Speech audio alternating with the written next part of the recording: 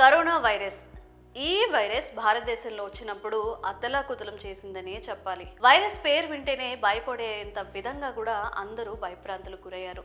Lockdown వచ్చింది, చాలా జాబులు పోయాయి, చాలా మంది రోడ్డున పడ్డారు.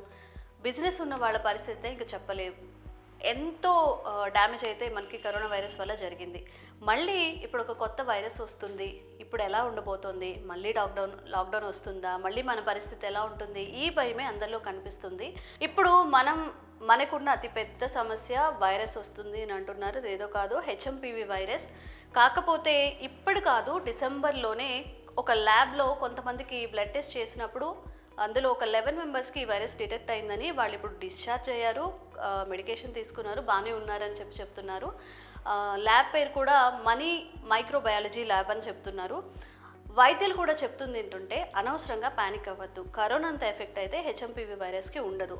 ఇది మన భారతదేశంలో కూడా ఎప్పటి నుంచో ఉంది అని ఐసీఎంఆర్ కూడా వెల్లడించింది. దీని లక్షణాలు ఎలా ఉంటాయంటే జలుబు రావడం, దగ్గు రావడం, సిమిలారిటీస్ కొంచెం కరోనాలోనే ఉంటుంది.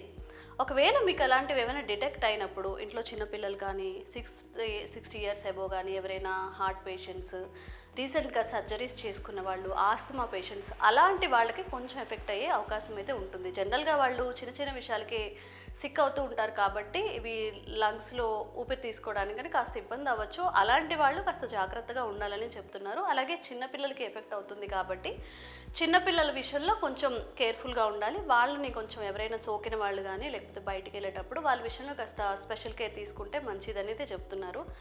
మీకు ఏదైనా అలాంటి సిమ్టమ్స్, ఎక్కువగా దగ్గు రావడం, ఊపిరి తీసుకోవడానికి ఇబ్బంది కలగడం అలాంటివి జరిగినప్పుడు మనం రెగ్యులర్గా ఇంతకుముందు కరోనాకి ఎలాగైతే చేసామో శానిటైజర్స్ యూస్ చేయడం, మాస్కులు యూస్ చేయడం, ఊపిరి తీసుకోలేనప్పుడు మన భారతీయ పద్ధతి ఆవిరి పట్టడం అంటారు. అలాంటివి చిన్న చిన్న ప్రికాషన్స్తోనే కాస్త పక్క రూమ్లోనూ ఒక 1 వీక్ కానీ అలా రెస్ట్ తీసుకుంటే తగ్గిపోతుందని చెప్తున్నారు. ఇన్ఫర్మేషన్ ఎక్కువయ్యే కొద్దీ కూడా మనం భయపడడం, అనవసరంగా ప్యానిక్ అవ్వడం అనేది చేయాల్సిన అవసరం లేదండి. కరోనాలో ఏదైతే డెత్ రేట్ ఉందో హెచ్ఎంపివి వైరస్లో ఆ డెత్ రేట్ లేదు. మనం కొంచెం జాగ్రత్తలు తీసుకుంటే దీని నుంచి బయటపడవచ్చు. ఎవరు ప్యానిక్ అవ్వద్దు, కానీ తీసుకోవాల్సిన జాగ్రత్తలు మాత్రమైతే తీసుకోండి. అనవసరంగా భయభ్రాంతులకు గురికాకండి.